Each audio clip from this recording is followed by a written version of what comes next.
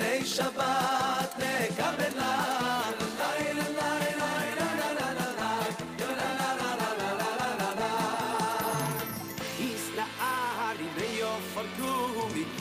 שיביג די סיפת נחמי על יד בני ישי ויסלח מי כל בועל נפשי גיונו לך דוידי לי קרס קלפן נשבס נקבלו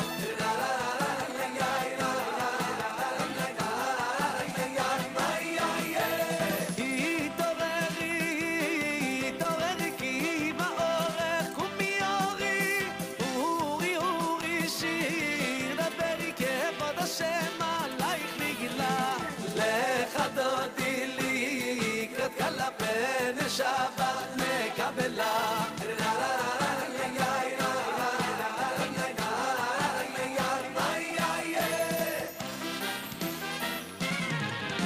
לא איסי ראשי ולא איסי קולמי מה תשתחרי ומה תהמי מוח יחסו אני ימי ונבנסו ירמתי לו איי איי איי איי איי איי לך דוידי לי קרס קלו בני שבוס דקלו איי איי איי איי איי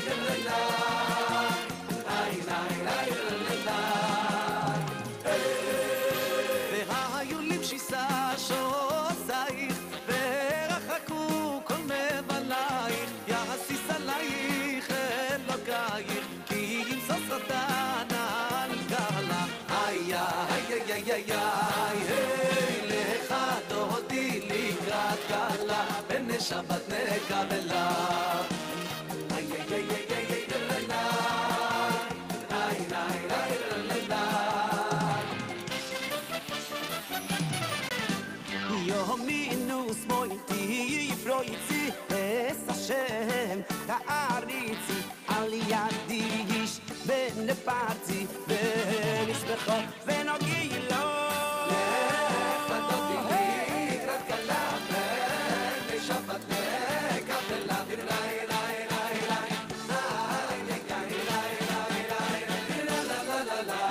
בואי בשלום עטרת בעלה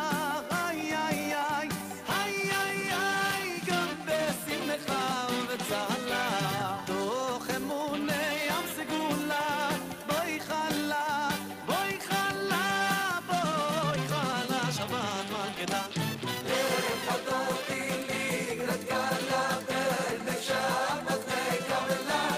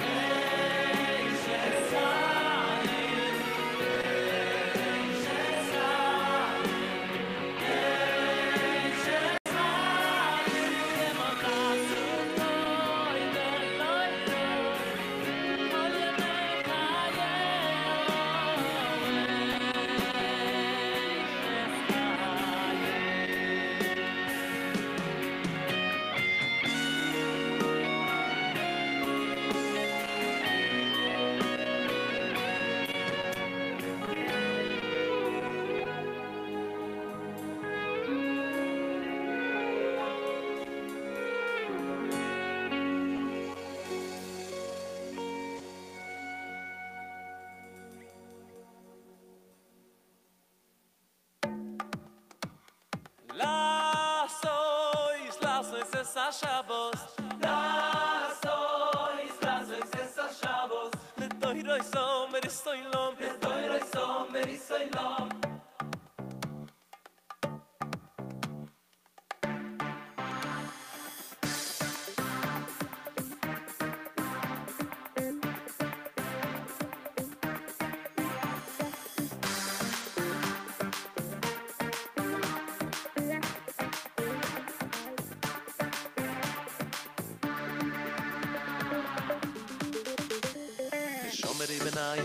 I bless a Shabbos. Las oistes a Shabbos le doiro isom beris oilom, le doiro isom beris oilom.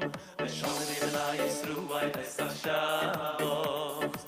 Las oistes a Shabbos le doiro isom beris oilom, le doiro isom beris oilom.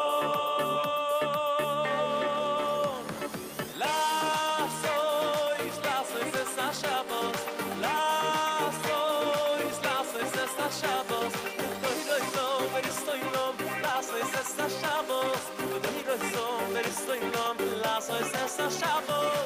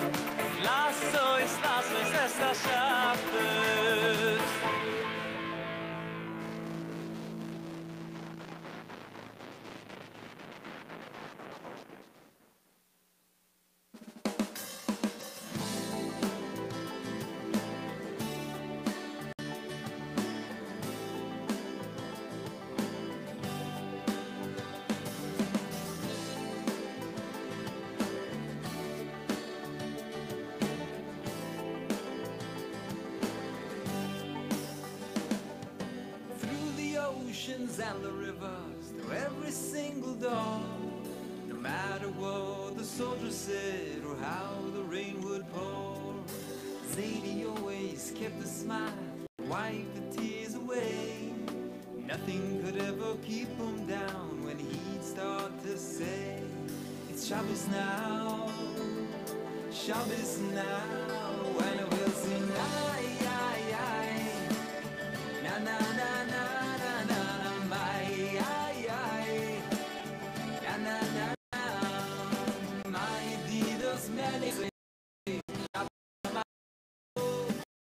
My Dios many who say Shabbos Alaikum, and we'll sing ay, ay, ay.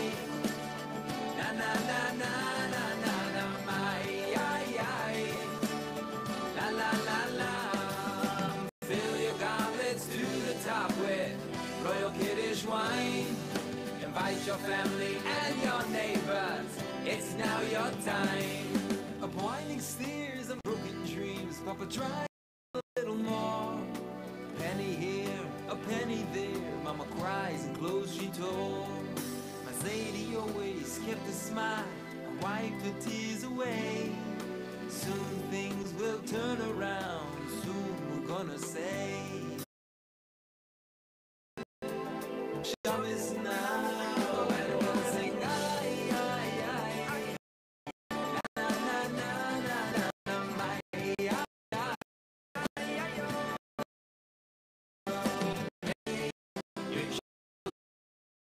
Gimbo, you still let us see my heart.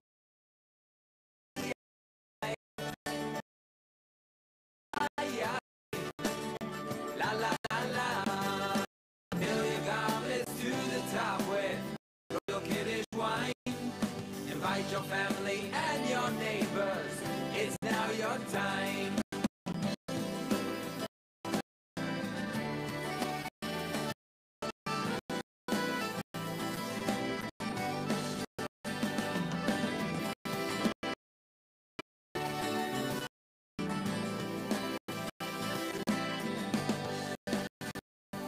On a Palm Beach Isle not far from here.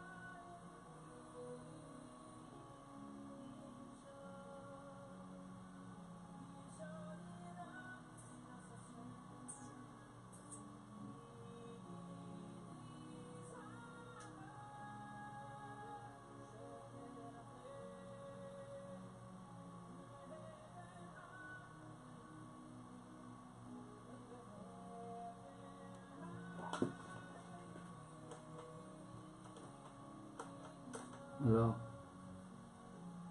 Yes, Sam. How are you? Okay. You ready? Okay. Okay. Hold on, please.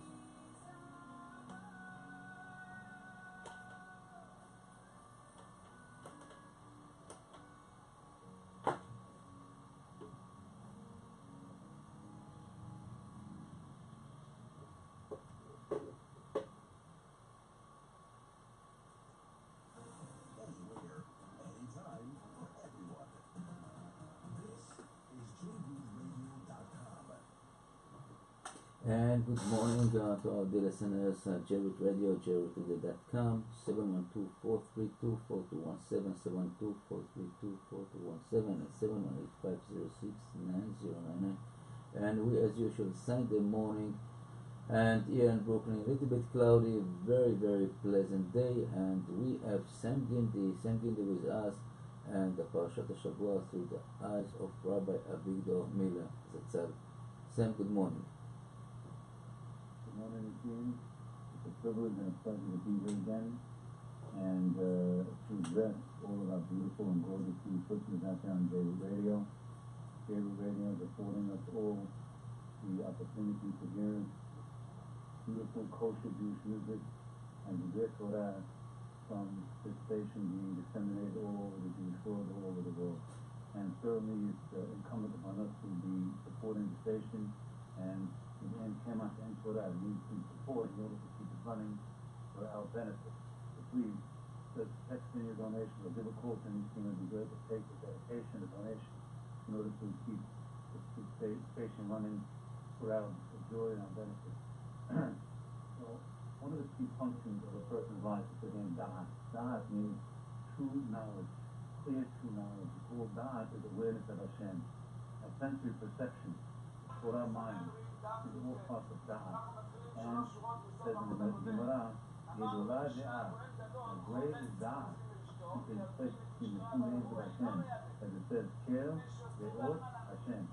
Applying da'at is such a primary objective that is mentioned by Yisrael and Avim, on the nestled between two names of Hashem. Our minds are divinely given. In fact, Hashem created us in the image of Hashem, the Tzedem Elohim. What a statement that is. It's telling us in the Torah that we are created, the Tzedem Elohim Yibra Adam, Hashem blew into us the breath of life.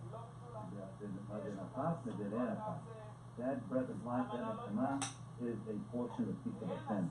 And we have to make use of this term and make us great. And our potential is unlimited. We have to realize how great we are, how great our fellow Jews and our fellow men is, and we have to give them respect as well, certainly. Now, our mind is certainly capable and capable, and how we utilize this great opportunity to determine our level of success in the next. And Hashem is giving us this heads up and telling us how much we can accomplish. One way we can access the depths of our mind is through formulating pictures, sensory perception, which activate deep impressions in our conscious and our subconscious. It's one thing to read about how fire burns as compared to feeling the heat of fire, thereby gaining real sensory perception. So we have to constantly create these pictures. For example, every Shabbat, we just had a Shabbat yesterday, or Yom Tov, or a holiday, when they're bringing down the Sefer Torah from the Hechal, they're bringing it down. It's very nice. They're bringing it to great. But gain a picture in your mind that when they handing the Torah to the man that's going to carry it, that's Moshe Rabbeinu. See a picture of Moshe Rabbeinu bringing the Torah down from Har Sinai. And we are standing, gain the picture that we're standing around Har Sinai to accept the Torah. Actually, that's one of them is the Dechira. It's called Mahamad Har Sinai.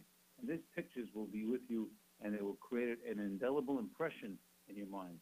Again, when you go to, if you're reading about animals, but if you go see animals, it's an impression. So we have to try to gain those impressions and utilize them to gain da'at. In fact, Shlomo HaMelech writes in Mishleh, he says, Lech le'nemela atel.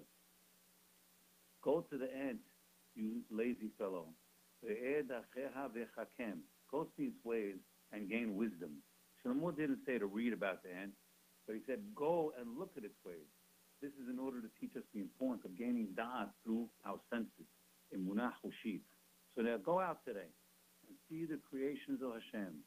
They all demonstrate His kindness, power, and wisdom. It's a beautiful day out there. Look at the blue sky. It's blue with a little few fluffy clouds floating in the sky. And take a look at them. Think about them. Those clouds are full of pure water.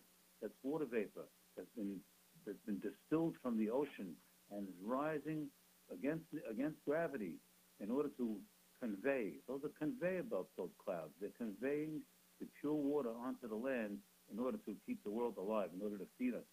So this is the idea of da'at.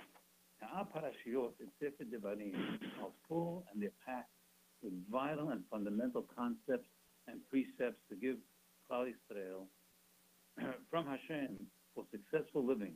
It's all musar, instructions for improvement. So let's examine and enjoy some of the words of Hashem as given by Moshe Rabbeinu and inscribed in our Torah for our perfection. The big pasuk over here that Rabbi Miller brings down and gives a beautiful understanding is as follows in English. For who is such a great people that has God near to him as Hashem, our God, whenever we call out to him, when we call out to him. Well, the key is to call out to Hashem. And Hashem is creating all kinds of things in this world and making all kinds of opportunities in this world to call out to him. That's why things happen. What things are happening in this world for one reason. The reason is to call out to Hashem.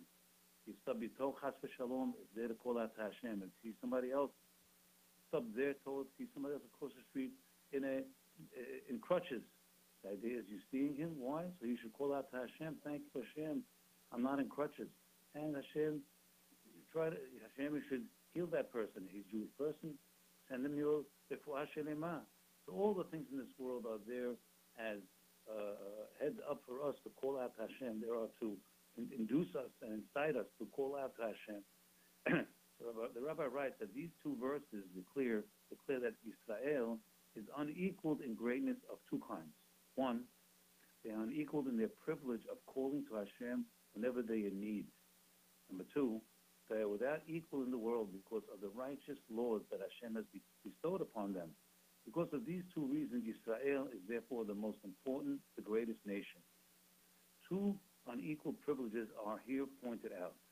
In the daily Amidah, we say, quote, for you listen, Ki ata shomea tefilat kol peh.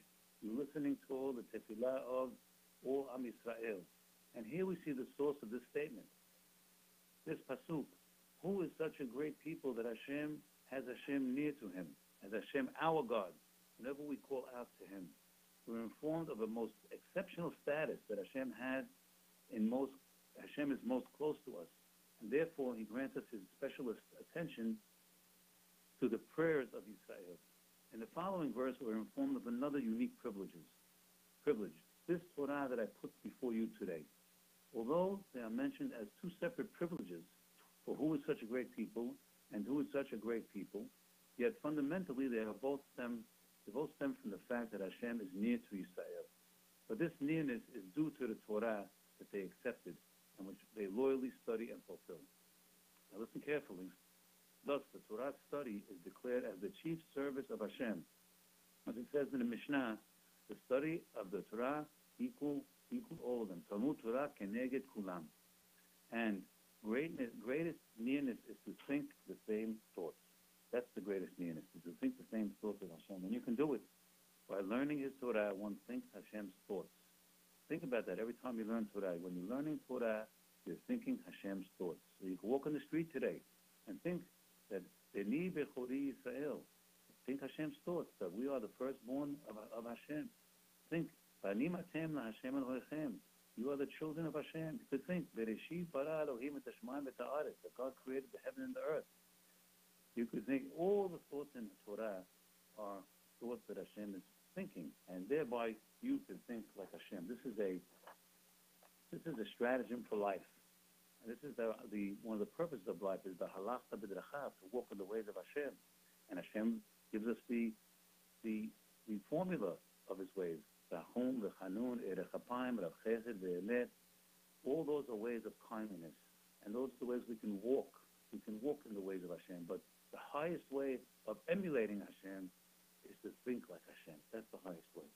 And to think like Hashem by learning his Torah, by speaking in his Torah, by thinking about his Torah, and that is the way, that's the highest form of emulation of Hashem, by thinking like Hashem. Now, our Parashat Beit Hanan, starts off and says, Moshe Rabbeinu prayed 515 tefillot, 515 prayers. Tefillah, what does it mean, lehit palel? Now, people think lehit palel means to pray. Actually, it doesn't mean to pray. Pray is an amorphous word. It's a word that's a meaningless word, to pray. What does that mean, pray? So we have to know what does the Torah give us the definition of tefillah. And the Torah does give us that definition. It says here, Yaakov Avinu, Yaakov Avinu, he didn't see Yosef for 22 years. Finally, he was reunited with his darling son. And when he was, he said, now, the word filalti is akin to the word lehipalel. And the Onkelusa Targum and Rashi brings down filalti means hashavti, I thought, mahashava. So now we see that lehipalel, pilel means to think, hashov, to have machshava. And lehipalel means to cause yourself to think. And that's the whole purpose of tefillah. Tefillah being the Amidah is to cause yourself to think. To think about what? To think about Hashem. That there's Hashem in front of you. And that He loves you. And He does everything for you. And He can do it all. He is Kol Yachol. And He's done it all for you. He's kind. He's powerful. He's wise. He's your Father. Ask Him for everything because He can do it.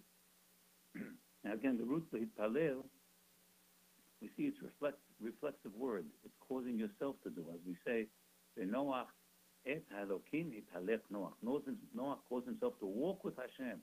What does it mean walk with Hashem? That he didn't hold his hand and walk with Hashem. He was thinking about Hashem. And that is our subject of tefillah, is to think about Hashem. And we have to know this bidur that we have is a gold mine. That's what the Rebbe called it, a gold mine. And it's a holy sefer, not any less than the sefarim, all the sefarim in the shul, all the sefarim, all the gemarot. This has mostly Tehillim. Tehillim was written by Ruach HaKodesh by David HaMelech 700 years ago. He was a prophet. So we have to have a lot of reverence for the Siddur, and we have to study the Siddur. In fact, there's a sefer that Avigdor Miller wrote called Tefilat Avidor, also in English called Praise My Soul. And he explains many of the precepts, of these pshat, of the simple ideas that are ensconced in the Siddur. And I'm sure if you went out and saw it, you would really be able to get more out of the tefillah, and it would jump off the page. The tefillah would come alive for all of us. The Siddur, it needs study. Now, Rav Shimon Schwab, Abba Shalom, said in the first pasuk, Hashem sefatai tiktach. Actually, that's also part of the Tehillim. So we create a picture. We're talking about now sensory perception, a picture. And I heard this about 15 years ago from Rabbi Ilan Mansour. He said, Hashem sevatai tiktach. So create a picture that you are a golem. You're an unfinished item. You're a lump of clay. And you cannot even open your mouth. But as you say, please Hashem, open my mouth. You are realizing Hashem is the one that's causing your mouth to be able to talk. And this is a way to have a picture that this golem, this sculpture, so to speak, is coming to life and now being able to open its mouth to praise the creator of the world. Now you come to the big word in the Amidah. And that big word is not only the big word in the Amidah, it's the big word for life. This is our life's purpose. And our life's purpose, you have to know, is based on all the mitzvot, all the midot. Everything you have is based on hakarat hatov. That's recognizing and being aware and appreciation, and it's a lot more than that. But the first Baruch, we have to say, Baruch comes from the word Berkayim, that's your knees. So we bend our knees. Baruch means I'm bending my knees. And you're bending your back. And the Rabbi would say it like this, he'd say, it's weighing me down. Hold your back down for a few seconds. And think about all the blessings you received your whole life on your back, all the mother, all the father, all the brothers and sisters, all the rabbis in your school, all the friends, all the food you ate, all the meals you had, all the eyesight you had when you woke up today, all the times you were able to walk and talk and hear and listen. All of these things, all of these berachot, all these blessings and more, all these gifts, and they are on your back, they're weighing you down because you're a taker. You received them. You didn't do anything to get them. They were just sent your way. You were born a Jew. They were sent your way. So it's on your back. You have to know that you got it. First idea of Hakarat Hatov is Hakara. Hakara means to recognize. You have to recognize that you're getting things first. Recognize. Don't let it just fly over your head. Don't think it's people after a while, they think they forget about that they woke up this morning, because they wake up every morning. So they don't recognize the blessings that they're getting. So the first Baruch we're trying to recognize is weighing us down. Then you have to realize you're humbled. It's humbling you. You're in debt. All these blessings are on your back. And it's weighing you down. You're in debt. And therefore you're humbled. And that's why Moshe Rabbeinu was the greatest man in the world. Because he was humbled. He always saw Hashem in front of him. That humbled him. By seeing Hashem, Shiviti Hashem Lenegdit Hamid, he realized how small he was in front of Hashem. This was made Moshe the greatest man that ever walked the face of this earth. The most humble man of all time. And when we say that first Baruch, we should try to think like that. Try to be like that a little bit. So by demonstrating an outward action, an outward action is going to revive and awaken your inward feelings, stir your inward feelings. And that action is holding your back down and realizing, thinking that all these things, that all these blessings are on your back and you're in debt. And you can't remain in debt. You have to want to be you have to want to be a Ben Adam. You have to want to pay back. You can't just be owing. And whether you can pay back or not, that's secondary. But you have to want to pay back. So if you owe somebody a smile, you got to pay back with a smile. Or if a guy held the door open for you, you have to know you owe him forever. Guy gave you good advice. You can't just say, okay, guy lent you money. You can't just say, I paid him back the money. You have to know that you owe this man a debt, the fact that he paid you money and he helped you in your time of need, even though certainly you paid him back. So we have to realize that we're humbled by these things. It humbles us. We can't just walk around thinking we're arrogant and we've done our duty. And Hashem himself is giving us the opportunity in his kindness. He's giving us the opportunity or an opportunity to pay him back. Pay him back for a day of life. Can we pay back for a day of life? One day of life, it's unpayable. There's no value to a day of life. The value is beyond our ken. So Hashem said, no, I'm still going to give you an opportunity to pay back for a day of life. And that opportunity is 613 mitzvot. Every mitzvah, everything is the will of Hashem. When we do the will of our Father, this is, so to speak, we are acknowledging that we owe him. And we're doing what he wants us to do. Now, this is a great start of the Amidah, Baruch.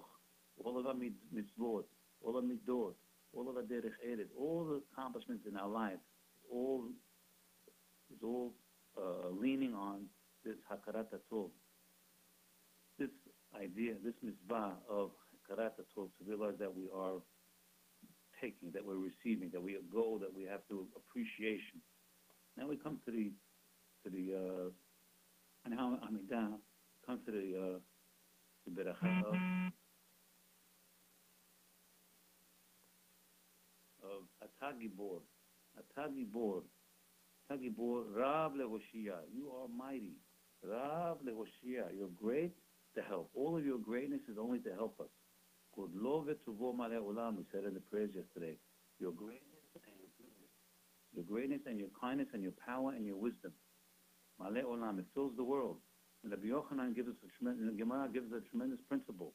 He says, whenever you see in the Torah the greatness of Hashem, Godlo shel Hashem, you will see close by Anvunato, the humility or his kindness within, right near him, right near it. For example, in the Ashrei, we say, Poteach et yadecha, masbiach lechochai ratzon. This is power, that Hashem is able to feed all the whole world. What a powerful thing. But right next to it, we say, Karov Hashem lechol korav, Hashem is close to all who call out to him. Lechol Hashem yikda'u be'emet, that's a kindness, that Hashem is going to be close to everybody that calls out to him, and he will respond. It's a kindliness. So we see, next to this power, right next to it is kindliness. And this is a principle throughout. Now, in the Atagi board, he says, we are reading about a great principle of Yahadut, Mehayem Etim Ata, the concept of eternity of the soul. That's called Hasha'arat HaNefesh. It's one of the Yag Ikarim, one of the 13 principles of the Rambam, Mehayem Etim, El Berov Hasdo, with his great chesed. Now, Techiyat Metim is cited no less than 5 times in this beracha, and we say it 3 times a day. That's 15 times. So the fact that it's cited so many times means it's a vital, vital concept. It's greater, actually, Techiyat Metim, the revival of the dead, is a greater level than Olam Haba. In fact, we say, we have first, when a person, this is the way the first level is, Olam HaNeshamot. That's where all the tzaddikim, they go to the holding pattern, the holding world, called Alama Neshamot. Then the Mashiach comes, Bezrat Hashem, soon. And after that, there's going to be Techiyat HaMetim. As we say in the Tefillat Shabbat, we say, En Eloch Hashem Elokeinu Ba'olam Hazeh. This world. First we have this world. There's no limit to what Hashem is giving us in this world. En Zulakav, there's nobody like you. The Hayeh HaOlam Haba. That's the next world. That's the Olam HaNeshamot. Next level is Efes B'Decha B'Tach Bo'alenu Limut HaMashiach. This level is the days of the Mashiach, the Messiah. And the next level is Umidu Milah, who is compared to you, Moshienu, our salvation, the Tchiyat HaMetim, to the revival of the dead. Now, the revival of the dead, you have to know that as great as Olam Haba, Olam HaNeshmot is, and it's great, you're sitting next to the Diva Shekinah, we have to know that, for example, the tzaddikim, they're waiting. They're waiting by the gate. Abraham Avinu, if you can picture it, he's leaning by the gate of the Olam HaNeshamot. He's waiting for Tichet HaMetim in order to be reunited again with his holy body, and then have the greatest of all pleasures, being having the body and the soul. Now, this body is not the same body existence that we understand today, but when we get there, after many, many years, we'll be able to enjoy it. It's all for our benefit, for our pleasure. This is where we have something to look for. We don't look forward to just a hole in the ground. Not a Jew. A Jew looks forward to Olam Haba, Techiyat HaMetim, Ad Olam. It's eternal, eternity. Now, we come to a beracha called Shema Kolenu. It's a very, very important beracha. And the rabbi would say, you've been galloping through the Amidah. You've been rushing a little bit. When you come to Shema Kolenu, slow down. Slow down. Get a picture. Get that chushit. Get that munah chushit. Get a sensory perception. Stop slow. Shema Kolenu. Look ahead. Look at the wall. Shema Kolenu. And see a picture that there's someone listening to you. Shema Kolenu. Please listen to me. There's somebody out there listening to me. And that person, that power, that Hakadosh Baruch Hu that's listening to me, he wants to do everything for me. And he can do everything for me. So we try to get that feeling, the great feeling that you're being taken care of, being watched. There's somebody that wants to do everything for you. Shema Kolenu, get a picture. He's listening with an ear. And he doesn't have any ears. Eno demut aguf, eno guf. Ava ozen shomat. Rabbeinu HaKadosh tells us, ozen shomat, ayin ro'ah ve'ozen shomat. Get that picture. Why? You want to make it real. You don't want it to be air. Of course, there is no ayin, and there's no ozen. The whole Masecha, the Sefer Nechtabim, and all of the deeds are written in the book. There's no real book. There's no somebody writing, but you have to get some pictures in order that it shouldn't fall on deaf ears, so to speak. We get to the Modim, and we should prepare in the Amidah beforehand that we're going to thank Hashem for at least one different thing every day. Thank Him for our legs that are not hurting, and my back's not hurting, thank God. I'm able to walk. I'm able to see. Every day I have children. I have grandchildren. You have parents. You have a wife. Every day you thank Him for something else. But before you prepare. Today I'm going to thank Him for my hands. Oh, when's the last time you thanked Him for your hands? I'm going to thank Hashem today for the air. Oh, that's a big thing to thank for the air. It doesn't say anywhere in the Birchot HaShachar, I want to thank Him for air. So when you think about that, you're preparing. And it comes to Modim, you're bending down and you say, I want to thank you, Hashem, for my hands, for my feet, for my legs. And this is a way that you can make the Modim come alive. And again, once you add a new idea every day, before you know it, you're going to have many, many, many ideas. Now, Hashem prays to Hashem in our parasha to see the land. He wants to see the land. Hashem tells him to go up onto the mountain. Go up on the mountain. Now, we have to know that Moshe, the land is too big. He can't see the land. You can go up on the Empire State Building and it's not going to see the land. So the question is, why is that? If he goes up on the mountain and he's going to see the land, it's a nebuah. He's seeing it through a vision. He's not seeing it with his eyes. He's seeing just a mile or two away with his eyes. He cannot see the land, that's for sure. So why does he have to go out on the mountain at all? Let him just sit where he is and let Hashem show him the vision where he is. Why go up on the mountain? So again, we are emphasizing the idea of gaining a sensory perception. So by going up on the mountain and seeing, you're going to be seeing some things, at least with your eyes, and you're going to gain emunah chushit, sensory perception. Now, this also shows us another lesson that you have to have hishtadlut. You have to make an effort. So Hashem is showing us this lesson that just to sit down in your home and me to give you a vision, okay, that's one thing. But if you go up on the mountain, you're making that effort. You're making that effort. Then Hashem will say, you have to make an effort. You make that effort, then I will help you along the way. Even though Hishtadlut is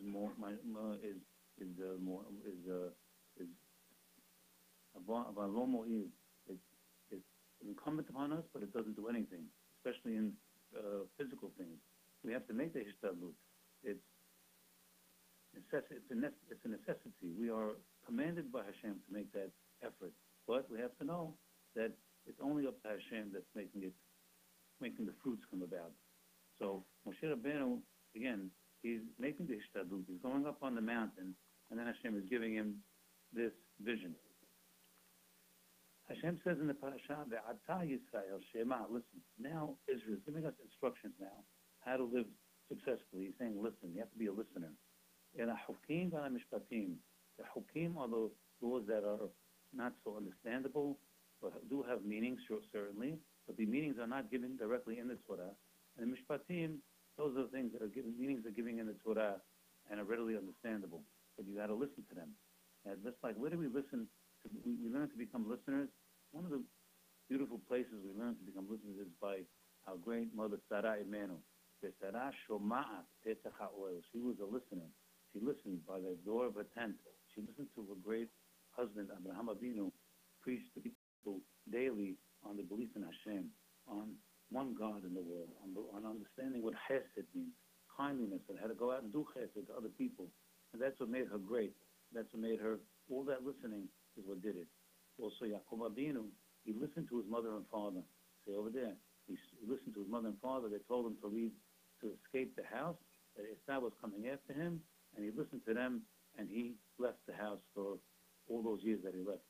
So it's important when he says Shema Yisrael, when you say the Shema every day, stop at the Shema and say, Shema Yisrael, I have to be a listener. You have to listen to your Torah teachers. You have to listen to the Torah itself. You have to listen to your mother and father, certainly. We have now parasha, the Berot, and one of them is Kabet et abicha v'timecha. Listen to your mother and father. There's a question over there, why Hashem created man so helpless. He created him helpless. He could have created him like Adam Arishon.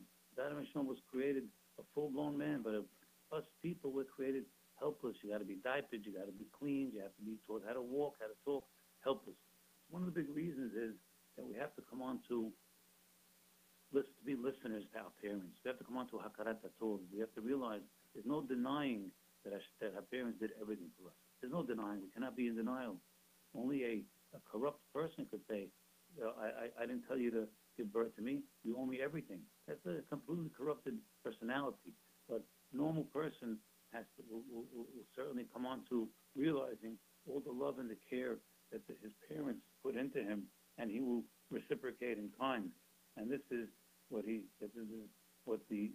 system is. Was created that way in order to be able to recognize all that we owe and all we owe our parents that we can see. That's with sensory perception. That we could see and feel it and realize that they gave us everything. And now that's hoshim. That's with your senses. Now the idea is that once you can realize that how much you owe and how much hakarat hatov, how much appreciation you have to give to your parents, and you have to listen to them certainly, listen to their guidance, because they did everything from you out of love. Then maybe, just maybe, you'll be able to demonstrate reverence and love to Hashem, who you can't even see. Now that's a very, very big lesson. Hashem is giving you a model. The model is your parents. Your parents you can see, you can touch, you can hear, you can feel. They've done everything for you, and they love you, just like Hashem. But you can't see Hashem. Hashem is giving you this model to work on, to practice on. And once you can exhibit all the proper reverence and feelings and all the reciprocation for the things that were done, the kindliness that's been showered upon you by your parents, then you can use that as a model to reciprocate to Hashem, hopefully, that you can't even see him, and he's giving you everything in the world, but you can't see him do it. He's giving you the air, he's giving you the food, he's giving you your heartbeat, he's giving you all these things. People think it's coming to them, but we should get that model from our parents, and that's one of the big giant reasons why Hashem gave us parents, and that we are helpless when we're born. And our Torah tells us the concept. The Pasuk says, "Lo tigreu, lo tosifu, v'lo tigreu mimenu." Don't add to the Torah and don't detract from the Torah. You have to shows that the Torah is from Hashem. Not like the atheistic doctors who have the arrogance to believe that these organs, that there are organs in the body which are not needed. For example, the tonsils and the appendix.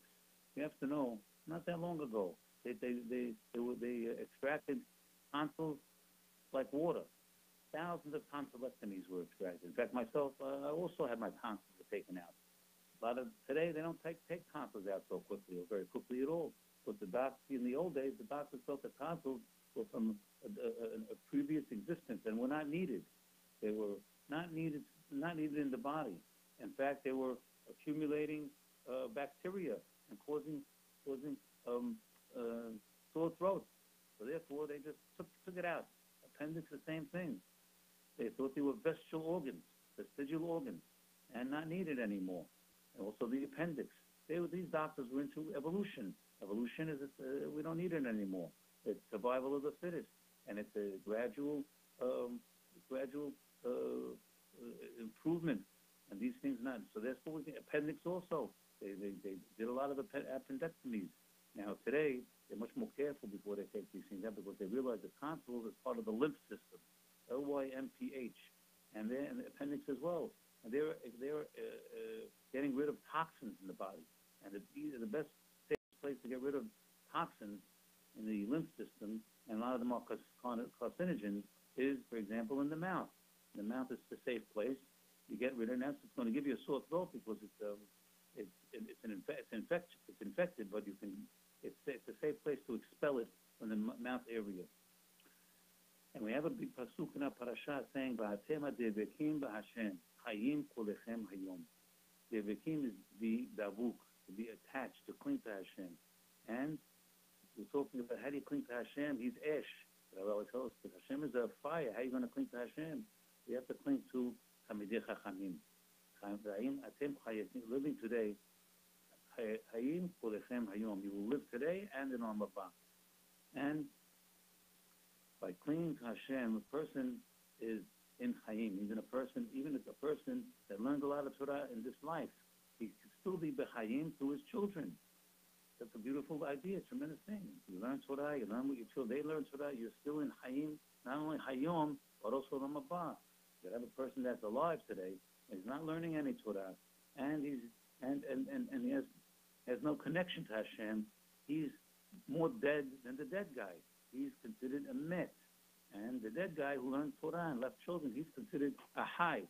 So we see over here, the Hayim is dependent on what you do in your life. Now, we have the big pasuk, the famous pasuk in our parasha, Shema Yisrael. Shema Yisrael. Hear, O Israel. Shema Yisrael. And the rabbi writes, Hashem, and it says, Hashem Elokeinu, Hashem Echad. It's probably the most known pasuk in the whole wide world for all us Jews. We certainly say it 3 times a day. At least you say it certainly before you go to sleep. Shema Yisrael. You teach all your children, Shema Yisrael, Hashem Elokeinu, Hashem Echad. You teach them how to say, again, if a person is in a little bit of a fright, he usually says that pasuk, Shema Yisrael, Hashem Elokeinu, Hashem Echad. I am attesting to the fact that you are our God.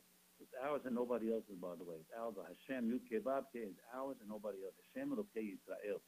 Hashem Elokei Yisrael. We are His children and He is our God. Hashem Elokeinu, Hashem Echad.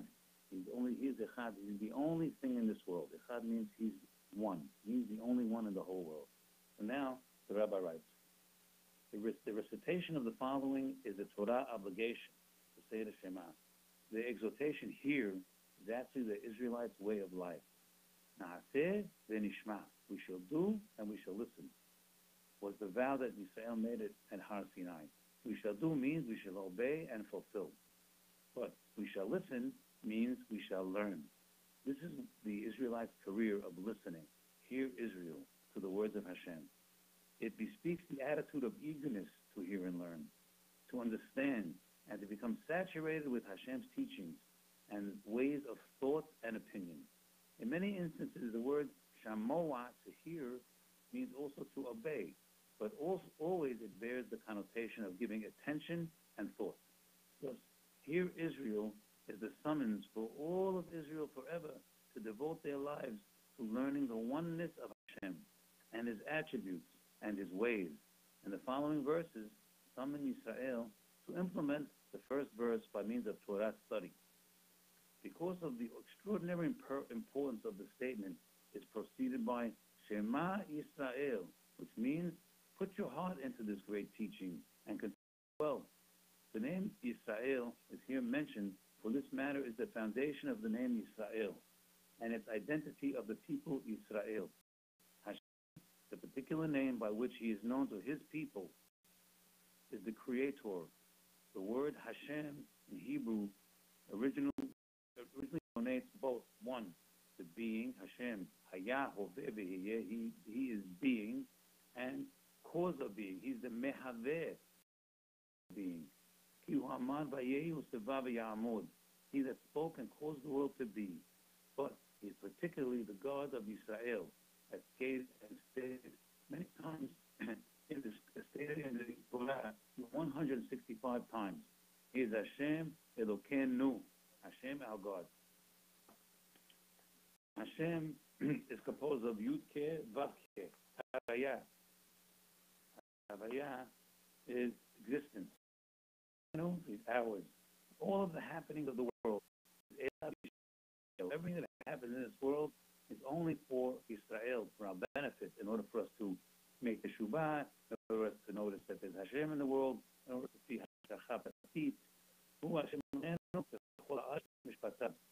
is Hashem our God, and all of the world are His judgments. They have to know Hashem is mashkiach on everything, even a blade of grass. All of the Yehudim, all the Goyim, all the animals, Hashem is mashkiach. He's watching. He's manipulating. He's moving. He's caring for them. Now, what is the difference between the Yehudim and the rest of the creation? And their answer is the Habibut Shelo, in His love. In the Hashkacha, He's watching everything. Hashem is Kol Yachol. You can't say He's more mashkiach on us than the rest of creation, but He's not limited in his hashkacha, in his watching over, in his manipulation, in his caring for the world, but in His habibut, His love, because He's the father for His firstborn son, Beni Bechori Yisrael, and that's the difference. He has the extra love for Am Yisrael. Now, we have to know that Hashem tells us in the parasha, remember, the greatest day. What is the greatest day? Asher amadta lifnei Hashem Elokecha bechorev. The day you stood in front of Hashem, Behar Sinai. Rambam says, Godleu al kol gedula. Aggrandize it and picture it more than any other picture. This is the foundation of Judaism. Mad Har Sinai. Maybe the greatest miracle that's being done constantly is that Hashem is so revealed in every phenomenon and process in the universe. So revealed. The sun's being held up in the sky. The ocean is being held in its bay. In nature, everything. You eat food, it becomes hair, becomes skin. All the processes are revealing the grandness and the grandeur and the Godlov Tuvah of Hashem. But at the same time, Hashem somehow is able to remain concealed at the same time in order to maintain the free will, which gives us the ability to achieve in this life. So revealed, the sun, the moon, the stars, the food, the rain, eyesight, blood. How blood coagulates. Why should blood coagulate? The person cuts his finger, chas v'shalom. After a little while, the blood stops. But if you make a hole in your pipe, in the water pipe in your house, there's a hole, the water doesn't stop coming out. Wait 1 billion years, the water will keep coming out. But in your skin, there is coagulants, platelets, and all kinds of wonderful stratagems that Hashem has put in the body to cause the blood to stop. These are all natural phenomenon, and these are wide open miracles certainly. But at the same time, Hashem is able to hide Himself. Again, this is the greatest miracle in the whole wide world. But we have an obligation to see through this and see through nature and see through these things to see Hashem. And in His kindness, He's showing all these things. So the Ibn Ezra tells us in the Pasuk, Asher bara Elokim la'asot. We said it on Friday night. Asher bara Elokim la'asot. That Hashem created to do. The Ibn Ezra says, to do means to look like it's doing by itself. Hashem created the whole world to look like it's doing by itself. And it's our job to cut through nature and to see behind the scenes. And the only time in history was at this time over here, Matan Torah, that Hashem took down the curtain. He took off the mask and He showed Himself wide open. Even when Hashem split the sea, brought down the 10 plagues, He hid Himself. He split the sea with the wind coming from the back. He brought down the plagues with some sticks and stones and sticks and all kinds of tricks that He's using to hide Himself. Of course, it was still pretty wide open, but He still tried to maintain the free will by this kind of. But when it came to Matan Torah, there was no hiding Himself. He brought out He opened up His coat and He said, "I am Hashem, your God. Anochi Hashem Elohecha." We all heard His voice, and we all fainted and died and were brought back from the dead. And there was nothing hidden. He couldn't hide it. And He brought in order to prepare us, He brought the lightning and the thunder and the cloud and the smoke and all that stuff. He brought it in order to show us that He's coming. And then He's Anochi Hashem Elohecha Asher Hotzeticha Me'eretz Mitzrayim. I am the Lord your God that took you out of Egypt. Now, like it says in the Barachin Afshi, Ote Or Kasama. Sometimes Hashem is Ote Or Kasama. He's wearing the light like a cloak. It means you could see Him coming.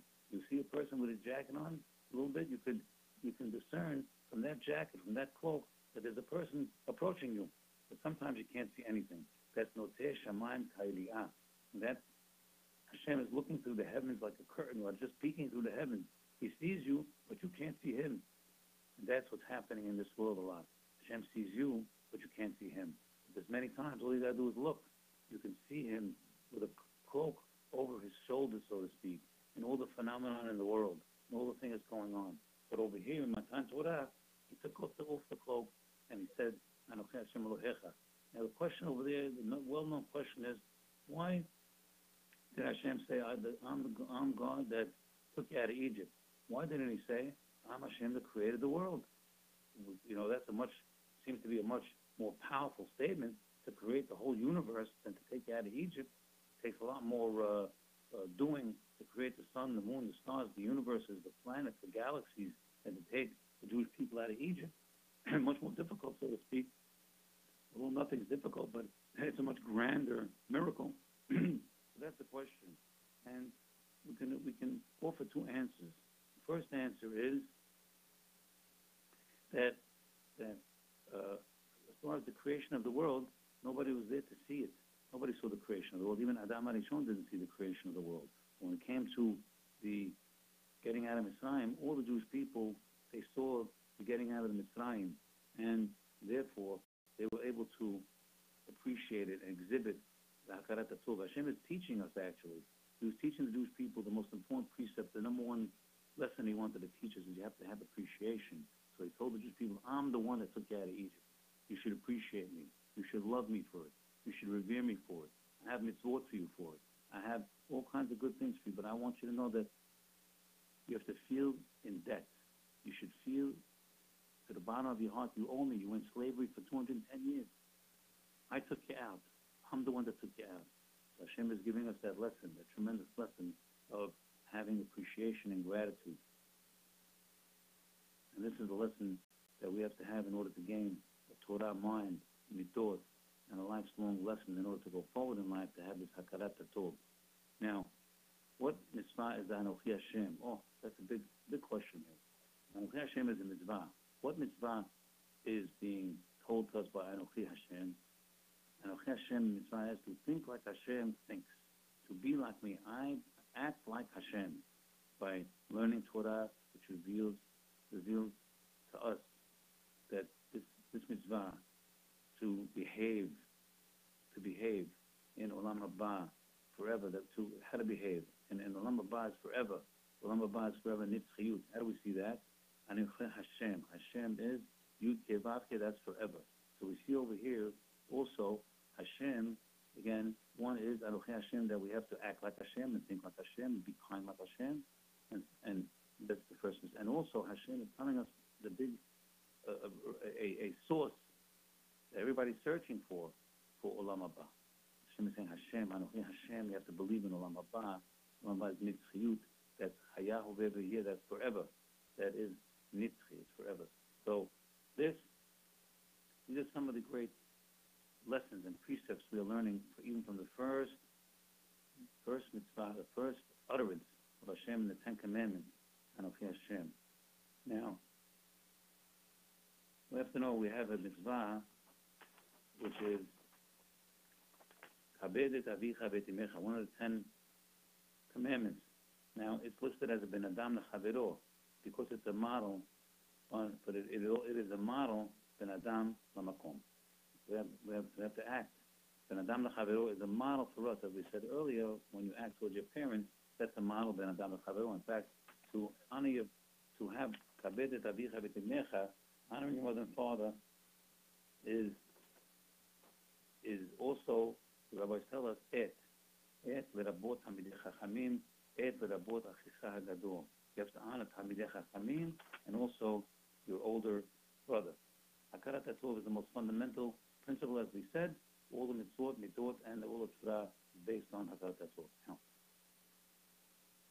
Hashem took us out of Mitzrayim from the Kur HaBarzel, that's the iron furnace. And Mishle tells us, Matzref la-kesef ve'kula zahav. There's a matzref, there's a special kind of oven, a furnace, that refines silver. And for gold, you need even a hotter oven, because gold is maybe more precious. You need a hotter oven to refine the gold, to get the dross out of the gold. And it's the refinery. It's a sifting process. It's sifting. In order to sift, to get the best.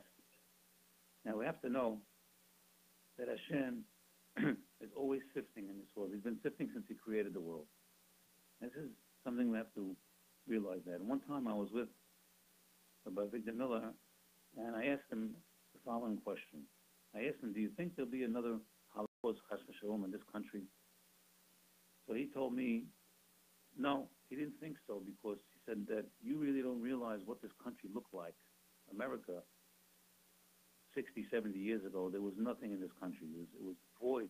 There was no Torah in the country. It was void of yeshivot. It was void of all these things that we're starting to get today. And it didn't look too good for this country. It looked very bad. But in the last 60, 70 years, there's been a revival, an explosion, he would call it, of Torah learning, yeshivot, all over the country. People are being excited to learn Torah and to keep mitzvot and to be more observant of Torah. And because of these factors, the rabbi felt that there wouldn't be any chas v'shalom, any kind of a tragedy like that in our country over here, because there was a headed up. We're headed in the right direction. Hashem is always looking on the way you're headed. And this way we're headed up. And then he put his two hands together and he was shaking them back and forth like a sifter. He was sifting with his hands. And he told me that, again, that Hashem is always sifting and he's only looking for the best. He's looking for the gold. Hashem only wants the gold. And he said, if you look throughout history, this has been going since the beginning of time. He said, Cain and Hevel, you had Cain and Hevel, they were sifted out. They were sifted out. Although they were very great people, they were sifted out. They weren't good enough. Shet was a great man, but he was sifted out. He was not created he was not the chosen one. The Dor Hamabul, they were sifted out. They were sifted out of existence. You have Ishmael. Ishmael was a very good boy. He died as Tzaddik. He was the son of Rivka and Yitzchak, two Tzaddikim. Both his parents were Tzaddikim Gamur, and yet Ishmael was sifted out. He had a chance to become the chosen person, but didn't make it. He was sifted out because he didn't make the grade. Esav was sifted out. Esav was the child. I'm sorry, Ishmael was the child of Hagar, which was the concubine of Abraham. But Esav was the child of Yitzchak and Rachel. So Esav was the child of Sadikim. And still he was sifted out because he didn't make the grade. He went after his eyes, went after his inclinations, and he was sifted out. He was Ish HaSadeh. And we had in Mitzrayim, 4/5 of Mitzrayim, the Jews in Mitzrayim were sifted out. Only 1/5 got out of Mitzrayim. Only the best got out of Mitzrayim. Throughout history, this is a repeated history we have to notice. For example, the Tzedukim. The Tzedukim were sifted out. Hashem destroyed the Beit HaMikdash and sifted the Tzedukim out. They only believed in Torah Shebechtav. They didn't believe in Torah Shebaal Peh. They were a very powerful sect amongst the Jewish people. They were taking over the Kohanimship. They were buying the Kohen Gadol every year, and they were dying too. You have the Notrim. They were sifted out. That's another sect that was sifted out. Baruch Hashem. They were sifted out. The Haskalah movement, the Haskalah people that were a cause for the Holocaust, and of course for a lot of people to go off the derech, out of religion, Haskalah, Maskilim, enlightenment, so to speak, Bible criticism, and that type of thing. The Haskalah, where are they today? They've been sifted out. And America is sifting out a lot of Jews in America, being sifted. They're being assimilated. Assimilation is sifting out our brothers and sisters. We need to help them. We need to reach out to them anytime, anything we can do. And the idea, though, the rabbi then pointed to me, said that you make sure you stay on top of the sifter. And that's our purpose, our objective. We have to make sure we don't get swept along with all the winds of the time, all the yetzarat that's out there, all of the inclinations, all of the impressions that are being put on us in the outside world. We want to make sure send our kids to the good schools, the best schools, and keep them close. And because there's a lot of influence, there's bad influence out there, whether you like it or not. We're all being influenced, so we have to make sure to keep close to the Torah and the Torah sages and the scholars and cling to them. Thereby, we'll make sure that we won't be sifted out. We want to be there at the end. We want to be there at the end. And in order for us to be there, we have to show our good intentions and our good thoughts that we want to be part of the Israel now and forever. Have a great day.